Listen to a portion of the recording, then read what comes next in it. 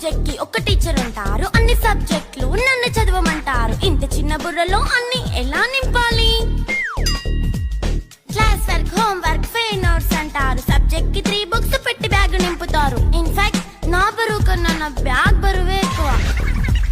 క్వశ్చన్లు, ఆన్సర్లు, సర్ప్రైజ్ టెస్టులు తమ్మి దాటుకొని మళ్ళీ స్కూల్ వ్యాన్ ఎక్కేసి అమ్మయ్య ఇక ఇంటికి వచ్చేసామనుకుంటే మార్క్స్ తక్కువ వస్తే చెయ్యాలి అసైన్మెంట్. రిపోర్ట్ కార్డ్ చూపిస్తే ఇంట్లో ఉన్న పనిష్మెంట్. హోమ్ వర్క్ చేయమంటూ మమ్మీ చంపుతుంటుంది. ట్యూషన్ టైం అయిందని డాడీ తరుముతుంటాడు. డాన్స్ క్లాస్ కి వెళ్ళమని తాతయ్య తిడతాడు. స్నాక్స్ తిని వెళ్ళమని నాన్నమ్మ ఆపుతుంది. ఇక అన్నీ అయిపోయాక కాసేపు టీవీ చూద్దామంటే మమ్మీ ఎంట్రీ ఇచ్చింది. బెడ్ ఎక్కమంది. చిన్న నాప్ తీసేలోపు తెల్లారిపోయింది. అయ్యో మళ్ళీ మొదలు ఈ స్కూల్ కష్టాలు.